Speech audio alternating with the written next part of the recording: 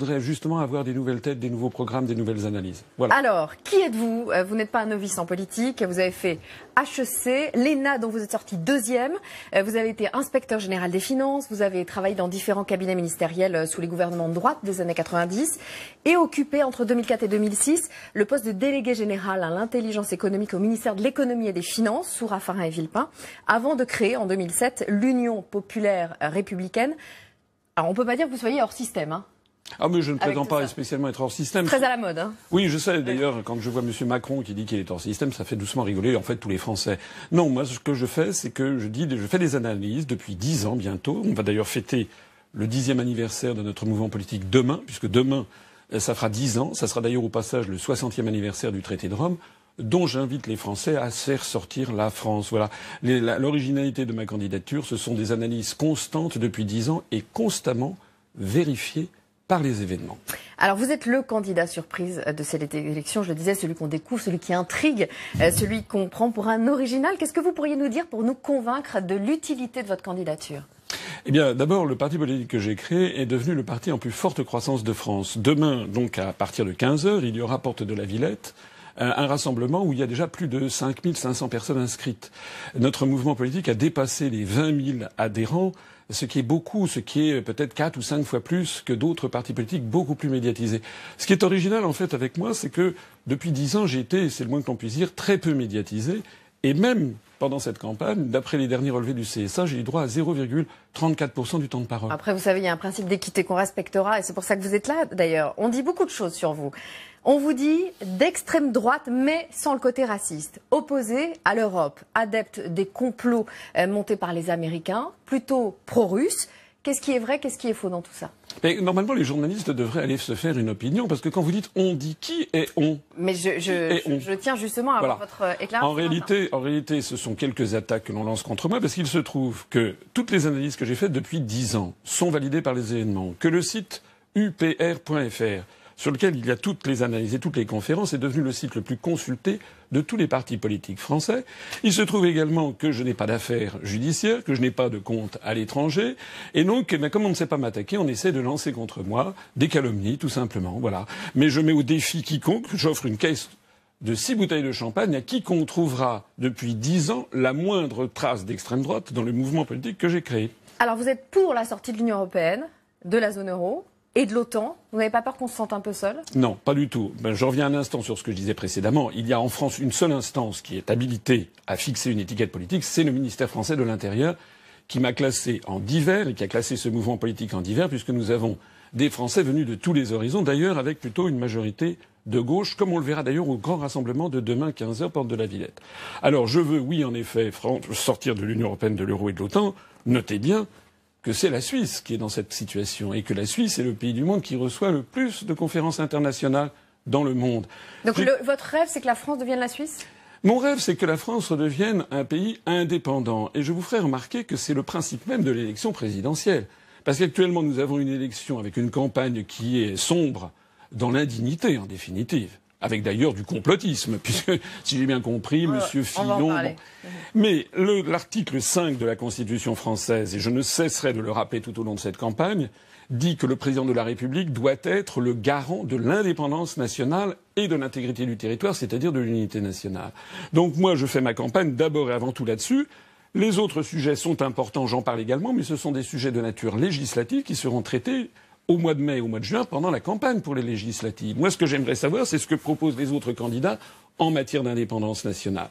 Je rappelle quand même aux gens qui m'écoutent que si la France sort de l'Union européenne et de l'euro, elle restera membre, elle restera liée au reste du monde par 6686 traités. Bilatéraux. Bilatéraux ou multilatéraux. Nous resterons membres de l'Organisation des Nations Unies, du Fonds monétaire international, de la Banque mondiale, d'Interpol, de l'UNESCO, de l'Organisation mondiale de la santé, etc., etc. Donc, c'est en fait un outil de la propagande que de faire croire que sortir de l'Union européenne serait se couper du monde. C'est le contraire qui est vrai. Voilà, vous faites votre campagne sur la sortie de l'Union européenne et vous ne faites pas de référendum après pour redemander au peuple de vous élire, de vous dire oui, puisque vous dites j'aurais été élu sur ce programme. Donc l'idée de Marine Le Pen de faire un référendum après l'élection vous semble absurde en fait.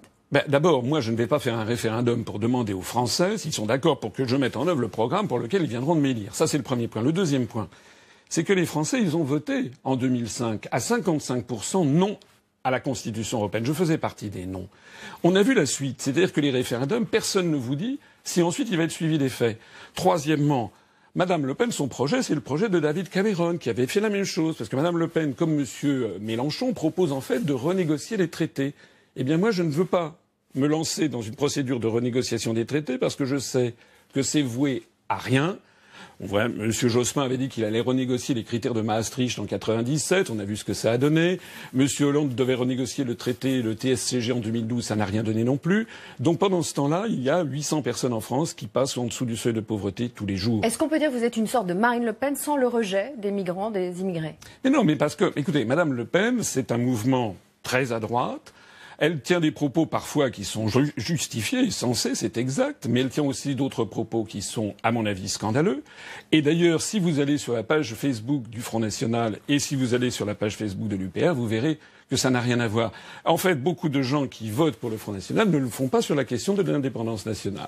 Est-ce que vous pensez vraiment que l'unification de l'Europe s'est faite sur l'ordre des Américains, que le Dalai Lama est un agent de la CIA et que la création de l'État islamique est un complot de la CIA? Écoutez, moi je lis, on va pas encore parler de ça, moi je veux bien qu'on parle de ça. Ça fait partie de vous et de ce que vous êtes. Oui, mais écoutez, encore une fois, moi j'ai cité les articles de presse. Que le Dalai Lama soit financé par la CIA, c'est un article, beaucoup d'articles de presse, notamment un article du journal Libération de 1998 que les auditeurs trouveront en ligne sur notre site. Que la CIA ait été financée, que la CIA, ait financé la construction européenne dans les années 50 et 60, c'est de notoriété publique. J'ai aussi de quantité de preuves à vous montrer. La création de l'État islamique est un complot de la CIA? Écoutez, moi, ce que je sais, c'est que le président des États-Unis aujourd'hui, Donald Trump, pendant la campagne aux États-Unis, avait dit que c'est derrière Daesh, c'était quand même le président Obama et Madame Clinton. Et parce qu'il reprochait à Obama d'avoir retiré les troupes américaines trop vite d'Irak. Écoutez, de toute façon, vous savez, beaucoup de Français, contrairement à ce que vous pouvez penser, se renseignent et valide tout à fait les informations que j'ai données. D'ailleurs, je voudrais dire donc Daesh, c'est une création de la CIA pour vous? Daesh, en tout cas, reçoit des armes, et ça, je peux vous le montrer, reçoit des armes venant des États-Unis, du Royaume-Uni, et a le soutien de l'Arabie Saoudite et du Qatar. Mais je voudrais dire quelque chose qui est très important sur ces questions. Parce que je sais bien qu'il y a des officines qui essayent de me faire passer pour un hurluberlu. Le président de la République, il est le chef des armées. Si quelqu'un qui devient chef de l'État, il doit prendre en compte ce qui agit au niveau international. Allez demander à M. Hollande, qui a été écouté par la CIA, ça fait un scandale en 2015. Allez lui dire, est-ce que les services secrets, ça n'existe pas? C'est-à-dire que nous ne sommes pas... Non, mais nous ne sommes pas dans un monde de bisounours. C'est-à-dire, vous devriez poser la question, par exemple, aux autres candidats. Qu'est-ce que vous pensez de l'action de la CIA en France? Bon, pour l'instant, c'est vous que j'ai en face de moi. Oui, alors, l'attentat de Londres, par exemple, on va continuer à parler de l'actualité. Est-ce que l'action de la France... Oui. Est-ce que l'action de la CIA s'arrête aux frontières de la France comme le nuage de Tchernobyl? Voilà ce que vous devriez poser. Oui, la question est autre. L'attentat de Londres, qui est revendiqué par l'État islamique, c'est un complot de la CIA, alors? Non, je ne dis pas que... Écoutez, arrêtez de me faire dire ce que je n'ai pas dit. Alors, dites-moi. Bon, mais je ne sais pas. C'est un complot, c'est un attentat. Bon. Mais vous pensez que c'est un complot? Mais j'en sais rien. Non, mais c'est un attentat qui vient de se produire. On ne sait pas ce qui se cache derrière. Et on ne peut pas. Ça fait partie. Normalement, dans un État démocratique, il y a des enquêtes judiciaires qui normalement devraient d'ailleurs être transparentes pour expliquer ce qui se passe. Bon, moi, je ne peux pas vous dire là-dedans. Je ne suis pas, vous non plus d'ailleurs. Vous n'êtes pas au courant de ce qui se passe en Angleterre. Je vous pose une question. Voilà. En France, est-ce que vous pensez, comme François Fillon, que c'est François Hollande qui a organisé un complot contre lui? Écoutez, moi, sur ces histoires de complot, il y a quelque chose que je voudrais dire et qui, à mon avis, intéressera beaucoup les Français. Sur cette question précise, oui. De Fillon et Hollande. Oui, non, mais moi, vous avez vos questions, moi j'ai mes réponses. Moi, il y a quelque chose que je voudrais dire. Dans la Constitution de la Ve République, il y avait un article, il y a toujours d'ailleurs un article 68, qui avait été rédigé par Charles de Gaulle et validé par 82% des Français en 1958, qui posait le principe de crime de complot contre la sûreté de l'État. Eh bien, ce complot contre la sûreté de l'État, ça a été retiré de la Constitution par une loi constitutionnelle en 1993, dans le dos du peuple français. Pourquoi?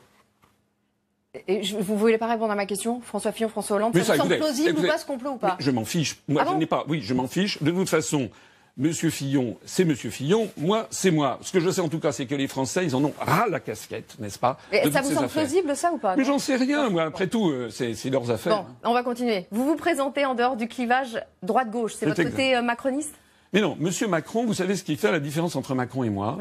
Alors, M. Macron, c'est un bébé. Moi, il est inspecteur des finances, je me suis inspecteur général, j'ai 20 ans d'expérience de plus que lui. M. Macron, il va voir différents publics et il dit à chaque public ce qu'il veut entendre. Par exemple, il va chez les socialistes, il dit j'ai toujours été socialiste. Il va chez M. De Villiers. Il dit pas qu'il est socialiste. Il va ensuite chez M. De Villiers et il dit en fait j'ai jamais été socialiste. Donc en fait c'est du populisme. Moi je dis toujours la même chose devant tous les publics. Quel est le candidat dont vous vous sentez le plus proche? Macron qui est énarque comme vous et qui ne veut pas du clivage droite-gauche, Le Pen qui prône le souverainisme, Mélenchon qui déteste les Américains ou Fillon qui se dit victime des médias? Eh bien, si j'étais proche d'un autre candidat, j'aurais rallié un autre candidat. Je ne me présente pas par vanité personnelle. Vous pourriez vous sentir plus proche de l'un d'eux, sans partager toutes leurs opinions. Personne ne propose ce que je propose, c'est-à-dire si je suis élu, la première chose que je fais, je convoquerai un sommet des chefs d'État et de gouvernement de l'Union européenne pour très sereinement et juridiquement dire à partir d'aujourd'hui, nous lançons la procédure de l'article 50, c'est d'ailleurs ce que vont faire les Britanniques le 29 de ce mois, dans quelques jours, pour sortir juridiquement et sereinement de l'Union européenne. Voilà. Et il y a une vie après l'Union européenne, vous savez. Qu'est-ce que vous pensez, François Asselineau, de chacun de vos adversaires, de chacun des... Disons, par exemple, Marine Le Pen, bon, vous l'avez un peu dit tout à l'heure. François Fillon, vous pensez quoi de ce candidat? Mais je ne suis pas un commentateur politique. Mais vous avez bien un avis sur vos adversaires? Non. Moi, ce que je voudrais dire, c'est que j'ai un programme politique qui est comparable à nul autre. Je veux rétablir en France les grands acquis sociaux du Conseil national de la résistance qui sont actuellement menacés et même détruits par les traités européens. Je veux renationaliser EDF, GDF, La Poste, la SNCF, les sociétés d'autoroutes, TF1, les sociétés de concession d'eau et également toute banque bénéficiant de fonds publics. J'ai le droit de le dire quand même. Ah oui, vous êtes là pour le dire. Tous les matins, François Asselineau, question récurrente, la question off, met devant les caméras.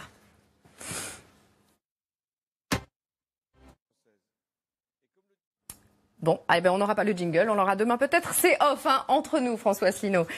Vous qui voyez des complots partout, on ne vous a jamais entendu sur le 11 septembre. Est-ce que c'est un coup de la CIA, là aussi? D'abord, je ne vois pas des complots partout. Je m'inscris en faux. Ça fait partie d'une campagne de dénigrement qui n'est pas correcte dans le cadre d'une campagne électorale. Mais le 11 septembre, je n'ai pas pris de position sur le 11 septembre. Je n'ai jamais évoqué ce sujet. Et pour quelle raison? Parce que vous pensez que la version officielle est exacte? Je n'ai pas à me prononcer sur cette question. D'ailleurs, puisque vous êtes journaliste, vous devriez vous intéresser à ce que pensent les Français. Moi, ça n'est pas le sujet. Non, mais le 11 septembre, vous prétendez à la plus haute fonction de l'État. C'est normal d'avoir une opinion sur le 11 septembre. Mais demandez donc aux autres candidats la même chose.